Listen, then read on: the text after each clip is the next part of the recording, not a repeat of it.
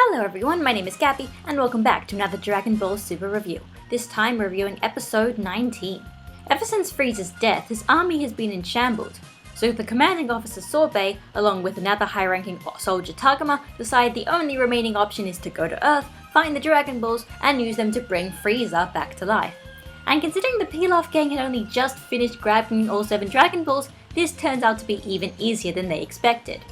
They summon Shenlong and revive Frieza, who's still in pieces after being cut up by Future Trunks, but the aliens use a regeneration machine that restores Frieza's body.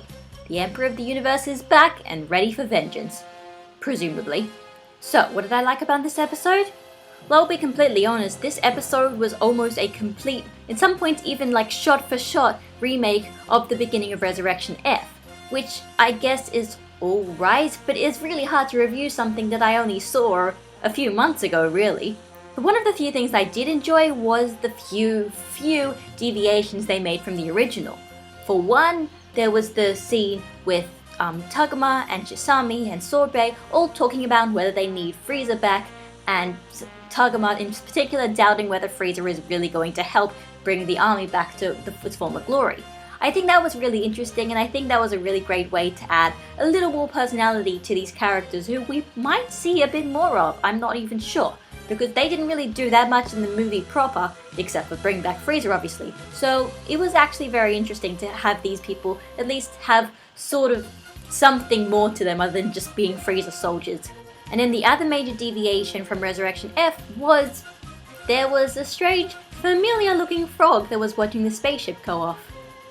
If some people have seen some of the leaked synopsis, especially episode 22, this is interesting.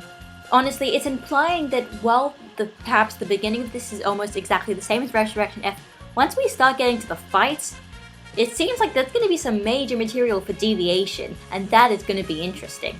Of course, considering that we still kept the whole speech in this episode about him talking about Goku and Vegeta's flaws, if you saw my previous video as to why Vegeta didn't kill Frieza in Resurrection F, this is sort of implying they are using this sort of the same messages in Resurrection F, which means the ending and probably the fight with Golden Frieza is going to be almost exactly the same. So don't worry about that, that is still going to happen. As for what I didn't like about this episode, to be completely honest, I'm probably the only person who thinks this, but I almost wish I wanted to see more of the adventures of the Pilaf gang trying to find the Dragon Balls. They're like some of my favorite characters in this show. The Pilaf gang are amazing.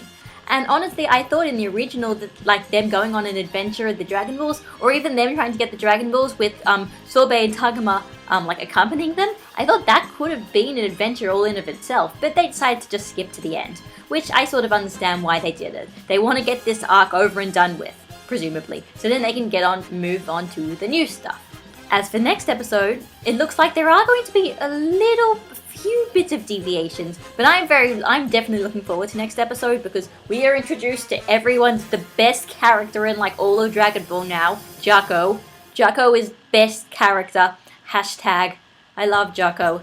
He's great, and now he's gonna be in Super, so yay Jaco! And even better, Goten and Trunks are in this next episode. They're in the previews. I don't know what they're doing. I don't know why they're there, because in Resurrection F they are never seen the entire movie, so it's very interesting if maybe they're going to give a legitimate reason as to what Goten and Trunks were doing and why they're not fighting. Maybe. Or it might not even be that, they might not, I don't know. And the other interesting thing about the next episode, it looks like we might see where Super Saiyan Blue comes from, just judging by the previews. And that's something I was looking forward to. While we might not be seeing Frieza's training, I guess we are seeing Goku and Vegeta's training. So, it's better than neither of them, I guess.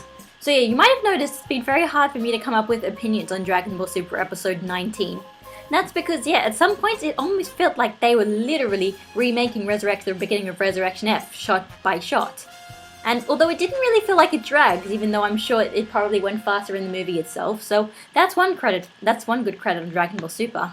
Either way, I'm looking forward to seeing what's going to happen and how the fights are going to unfold, and especially what deviations they're going to do from the original.